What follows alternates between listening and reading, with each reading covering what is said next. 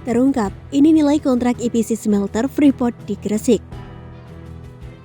PT Freeport Indonesia atau PT FI telah menunjuk dan menandatangani kontrak kerjasama dengan perusahaan asal Jepang PT Chiyoda International Indonesia untuk kegiatan Engineering, Procurement and Construction atau EPC proyek smelter Manyar, Gresik, Jawa Timur pada Kamis 15 Juli 2021.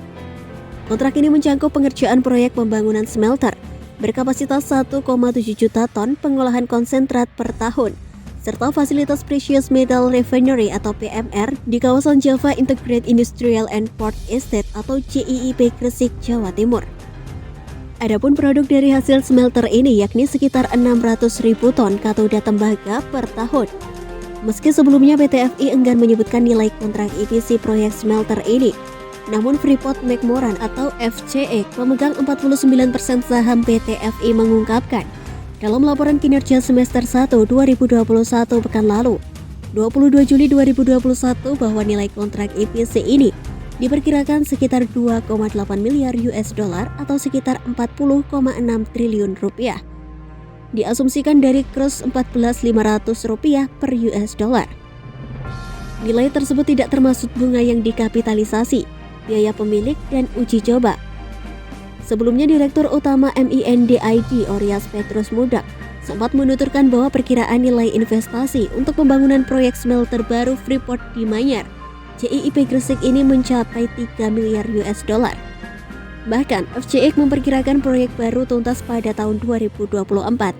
Target ini tergantung pada ada atau tidaknya gangguan selama pandemi ke depannya. Berdasarkan amanat Undang-Undang Nomor 3 Tahun 2020 tentang pertambangan mineral dan batu bara atau UU Minerba, di mana batas akhir pengekspor barang mentah termasuk konsentrat tembaga yakni 3 tahun setelah UU ini disahkan, tepatnya pada Juni 2023 mendatang. Sebelumnya, Vice President Corporate Communication PT Freeport Indonesia, Riza Pratama mengatakan Freeport akan berupaya merampungkan proyek ini pada 2023. Target ini menurutnya disesuaikan dengan komitmen Freeport pada saat kesempatan divestasi 51% dengan pemerintah. Saat dikonfirmasi perihal target capaian proyek di tahun ini, ia belum dapat membeberkan lebih jauh. Yang pasti kemajuan akan diverifikasi secara berkala atau setiap 6 bulan sekali. Artinya kemajuan proyek baru dapat diketahui kembali pada akhir tahun. Seperti diketahui dalam perjanjian divestasi saham yang dilakukan pada 2018, salah satu komitmen Freeport yaitu membangun smelter baru dan ditargetkan bisa beroperasi pada 2023. Pihaknya berupaya menyelesaikan proyek ini sesuai dengan komitmen kami pada saat divestasi yaitu akhir 2023. Adapun untuk memenuhi kewajiban atas kapasitas smelter di Indonesia, perusahaan telah merencanakan beberapa strategi, di antaranya seperti dengan perluasan kapasitas di PT Smelting sebesar 300.000 metrik ton konsentrat atau meningkat sebesar 30%. Dalam laporan itu, perusahaan akan membiayai proyek perluasan ini dengan nominal sekitar 250 juta US dollar. Kemudian dengan adanya perluasan tersebut, maka pembangunan smelter baru di Gresik hanya berkapasitas 1,7 juta metrik ton konsentrat per tahun, yang sebelumnya ditargetkan mencapai 2 juta metrik ton.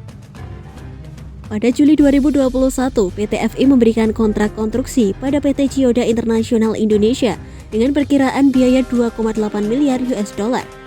Dengan penandatanganan tersebut diharapkan pembangunan smelter selesai lebih cepat tanpa ada gangguan. Selain membangun smelter baru, Freeport juga tengah mengerjakan 2 proyek lainnya, yaitu proyek ekspansi smelter yang dioperasikan PT Smelting saat ini dan proyek Precious Metal Refinery atau PMR. Berikut rincian masing-masing proyek. Pertama, proyek ekspansi smelter PT Smelting ditujukan untuk meningkatkan kapasitas pengolahan konsentrat tembaga PT Smelting sebesar 30% menjadi sekitar 1,3 juta ton per tahun. Proyek ini diperkirakan akan memakan biaya sekitar 250 juta US dollar atau sekitar 3,6 triliun rupiah dan ditargetkan rampung dan mulai beroperasi pada 2023. Kedua, proyek PMR untuk memproses lumpur dari pengolahan PT Smelting dan smelter yang baru di JIIP Gresik. Diperkirakan membutuhkan biaya sekitar 250 juta US dollar. Yuk simak video selanjutnya.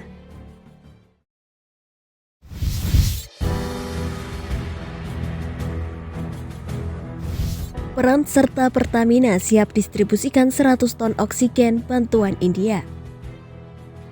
Melihat lonjakan kasus COVID-19 di DKI Jakarta plus di daerah-daerah lain di Nusantara, memang akan menjadi sebuah keharusan untuk kita semua mematuhi protokol kesehatan dan menghindari penyebaran COVID-19 dengan menjalankan apa yang menjadi kebiasaan baru dengan lebih disiplin dan ketat. Tidak dapat dipungkiri bahwa kita tidak boleh kalah oleh virus yang telah menyerang dunia lebih dari setahun ini. Bukan berdamai dengan COVID-19, tapi fight harus melawan dengan tetap beraktivitas, tetap bekerja keras memenuhi kebutuhan hidup dan keluarga dengan menjalankan protokol kesehatan. Sampai detik ini Indonesia masih terus berjuang untuk lepas dari cengkraman COVID-19. Saya sendiri pesimis Indonesia mampu menekan penyebaran COVID-19 dengan signifikan jika hanya pemerintah dan sebagian masyarakat saja yang berjuang. Virus menjengkelkan ini menular dengan cara unik, menular seiring dengan kebiasaan, bahkan kesukaan manusia. Biasanya orang-orang senang berkerumun, nongkrong, malas pakai masker, dan sedang berwisata ke luar kota. Hal-hal semacam ini merupakan momen yang sangat tepat penularan virus COVID-19. Apalagi sekarang ada varian baru yang merupakan mutasi COVID-19 yang sangat menular, yaitu varian Delta dari India. Konon katanya varian ini bisa menular hanya dengan berpapasan dengan orang yang positif COVID-19. Sangat mengerikan. Bukan hanya Indonesia saja yang kesulitan untuk menekan penyebaran COVID-19, tetapi negara di seluruh dunia. Negara tetangga pun seperti Malaysia, Singapura, Thailand, dan lain-lain belum juga berhasil melenyapkan virus ini. Faktor masyarakat yang bandel dan enggan menerapkan protokol kesehatan menjadi masalah utama. Indonesia masih terus berjuang menghadapi pandemi corona dan terus berupaya menurunkan angka penyebaran virus. Wat Manoj Kumar Bharti, Kedutaan Besar India untuk Indonesia. Pemerintah India mengirimkan bantuan 100 ton liquid oksigen yang dikemas dalam 5 ISO tank berkapasitas masing-masing 20 ton. Bantuan tiba hari ini 24 Juli di Pelabuhan Tanjung Priok, Jakarta. Serah terima bantuan dari pemerintah India kepada pemerintah Indonesia dihadiri oleh Duta Besar India untuk Indonesia, Kementerian Luar Negeri, Kementerian Kesehatan, Pertamina, jajaran TNI, Pelindo, dan Bea Cukai. Duta Besar India untuk Indonesia mengatakan merasa senang bisa membantu Indonesia membawa 100 ton oksigen dan sekitar 300 konsentrat oksigen. Ini adalah bentuk persahabatan antar kedua negara. Momen ini merupakan wujud persahabatan dan kerjasama. Tidak hanya dalam bidang memerangi krisis, tetapi India dan Indonesia juga bisa bekerja sama di banyak bidang lainnya. Direktur Logistik dan Infrastruktur Pertamina Mulyono mengatakan, dengan tambahan 5 unit ISO tank ini, Pertamina juga telah menyediakan 5 unit truk pelengkap dengan bed trailer serta awak pengemudinya, dan siap mendistribusikannya sesuai dengan koordinasi Kementerian Kesehatan. Dengan kedatangan ISO tank dari India ini, maka total ISO tank yang dikelola Pertamina ada 40 unit dengan total kapasitas 800 ton. Sudah sekitar 1.300 ton oksigen yang kami distribusikan ke 206 rumah sakit di 7 provinsi. Ketujuh provinsi tersebut adalah DKI Jakarta, Banten, Jawa Barat, Jawa Tengah, Daerah Istimewa Yogyakarta, Jawa Timur, hingga ke Pulau Bali. Apresiasi dan terima kasih atas peran Pertamina dalam membantu menyediakan transportasi dan mendistribusikan oksigen, sehingga memperkecil kekurangan oksigen.